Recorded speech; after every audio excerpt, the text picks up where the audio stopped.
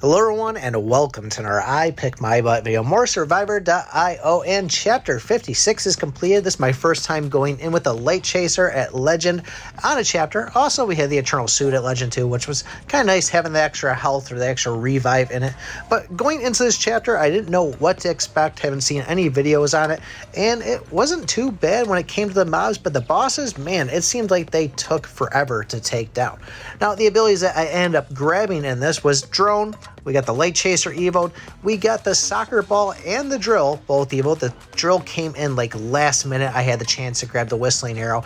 And then the other ones we got was the Guardian, which I didn't actually get that evoed at all. And I think that's it. Oh, Lightning Emitter. That was the other one too. So surprisingly, between the Drone and the Lightning Emitter, it just took forever to kill these bosses inside the game. So I just had this conversation in one of my comments there of people not going for Drone because it's so risky in trying to get them both. And this was one of those situations where I did everything I could trying to get the black Drone. It just wouldn't pop up for me. And luckily, right when I had that last chance, I didn't have my free roll again, I finally grabbed it. It was either that or whatever else, and I was able to get it and secured. It kind of came a little bit later inside the game, but I'm thinking, man, I lucked out on that one. It really would have sucked to have to grab something that I didn't have a tech part for, or just a useless ability inside the game. So this is what the gear looks like that we're going in with. We're sitting at 16.5k attack. And of course, we now have the Eternal Gloves. First time using them really too inside a chapter. So it was kind of nice to finally have those. We still don't have the waist, so I'm not really too nervous about it or too worried because I do like the stylish belt overall. So this is what we have, and this is what we'll probably be running with for quite a long time until we at least get some more stuff, upgrade a Legend. We might switch some stuff out, but this is what we got. We'll have to see what else we get from the actual gem funds, growth funds, elite funds, whatever the new ones are called nowadays. And for tech parts, we're still running the same stuff we've always been running. Now, I gotta ask you guys, you see my screen there? You see that yellow is in the middle? Are you guys kind of the type where it's like that yellow has to go to the top? Or is that where you want it, right in the middle? Or do you have to put it to the bottom? Or does it not even matter where you have? For me personally, I feel like it really needs to be moved to the top. A little bit weird to me, but I know other people are like that too. Just curious where you guys think the yellow one should be out of all of it. So as I said though, there's nothing really too crazy about this, at least just for me. I mean, I am up on our 3,000 attack inside the game since playing chapter 55. So it could be that on combination with having this Light Chaser at Legend and special effect. It definitely does help out a bunch on it, but we do get a Kitty Cat Elite at the 2-minute mark, and it's really your first elite. I guess we could say it's kind of strong because it took all the way to having that legendary ability in order to drop it, but a lot of the other ones are a lot worse than this. So we're going to skip to the bosses and then the other elites just to kind of get an idea of when things are dropping inside the game. Well, when the bosses are coming, they're going to be 5, 10, and 15 minutes, but first boss we're going to run into is the Rad Rat, and nothing too terrible, a lot tankier than what I would normally run into for the first boss on it. Big thing to watch out for here is not these actual dodges, but when it's going to start doing the jumps. You get one of those jumps on you, it's pretty much going to hit you hard. I mean, I shouldn't really say that because I didn't get hit at all on this, but from experience on these things, it's always the jumps that get me on it, and I always fall for them. But you can see here in a second, we're going to just pretty much take care of it, and it'll be good. There's the jumps right there. I think those things are so freaking annoying, but bam, we're going to take them down. We'll collect the goods here, and we'll show you the next elite. So you'll be seeing the next elite, the 9-minute mark, and it's going to be that kind of weird looking turtle snail thing with the gems on its back, when the orange one's on it. There it is right there. But as I said, pretty tanky here. It's going to take a little bit. We're just going to kind of kite them around, and nothing too really worrisome about it.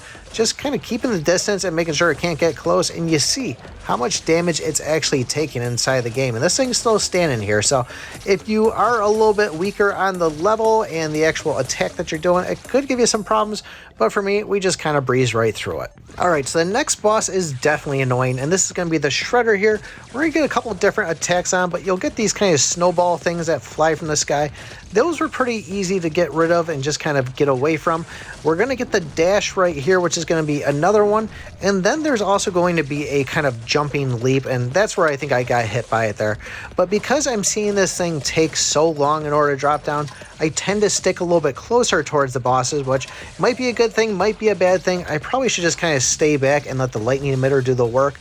But I'm saying, hey man, I got to get these drones in here. I want to try to whack it with the Guardian and try to just drop it as fast as I can, which a lot of the times is doing me more bad than good. But the other thing too is I want to get that legendary effect of that Light Chaser also in the area, because that does take a good amount of damage.